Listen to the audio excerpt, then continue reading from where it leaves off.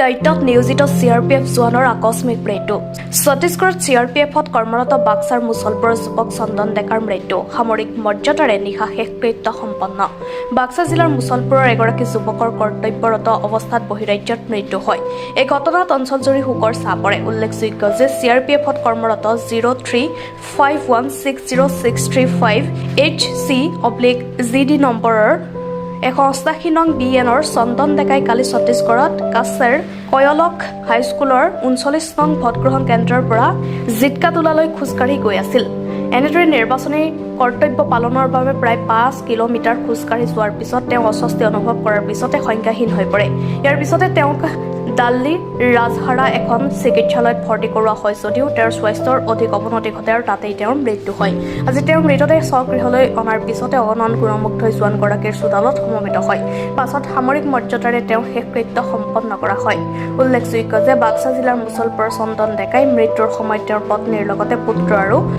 9 মহীয়া এটি কন্যা সন্তানক এৰি থৈ যায়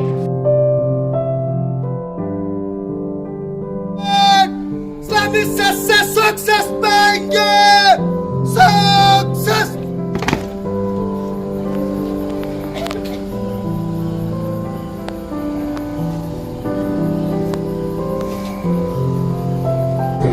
কি বুলি কয় ছত্তীশগড়ত আছিল 25 এপ্ৰিলৰ দিনাখন কি বুলি কয় মানে ছত্তীশগড়ৰ পৰা ইলেকশ্যন ভোটৰ কাৰণে 39 কি বুলি কয় কেম্পলৈকে গৈ আছিলে স্কুল এখনৰ পৰা ভোটৰ কাৰণে যোৱা টাইমখিনিতো গাড়ীতে গৈছিলে তাৰপাছত 5 কিলোমিটাৰ ডিষ্টেঞ্চ খোজকাঢ়ি গ'ল তাৰমানে খোজকাঢ়ি যোৱাৰ পাছতে মূৰ ঘূৰাই কিনে তেখেতৰ মানে এনেকুৱা হ'ল আৰু সেইখিনিতে ট্ৰেইন ভাবৰি আপোনাৰ দাদা হয় মোৰ দাদা কিমান বছৰ চাবলৈ তেওঁ 2003ত ভৰ্তি হৈছিলে নমাইলত বেছি নাছিলে আৰু ভলেণ্টাৰিজৰ সময়খিনি হৈছিলে ভাবিলাক পিছত আছিলে ছত্তীশগড়ত আছিলে ৰায়পুৰ দাদা আৰু কি বুলি কয় ডাঙৰ ছোৱালীজনী আৰু সৰু ল'ৰা এটা আছে 9 মহীয়া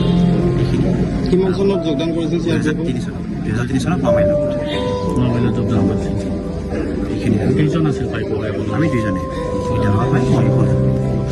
বাকী বাইদেউ দুখৰ বিষয় এইটো আৰু কি ক'ম আৰু একেলগৰ সতীৰ্থ এজন একেলগৰ ভৰ্তি হয় একেলগে আছিলোঁ কিন্তু তেওঁ আজি আমাৰ মাজৰ পৰা বিদায় লয় এইখিনিতো আৰু ক'বলৈ মই ভাষাই নাই আপোনালোকে গমে পায় পৰিস্থিতিটো কি হ'ব পাৰে লগৰ বন্ধু এজন যেতিয়া তেনেকুৱা হয়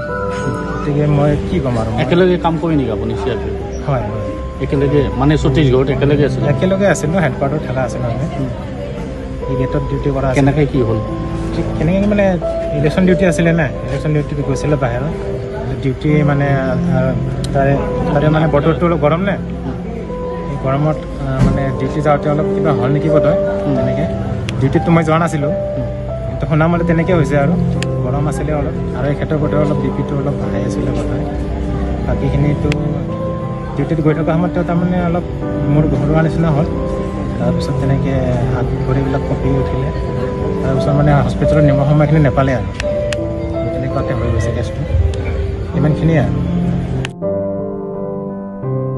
বাক্সাৰ পৰা Niren Kumar Sharma report K News 7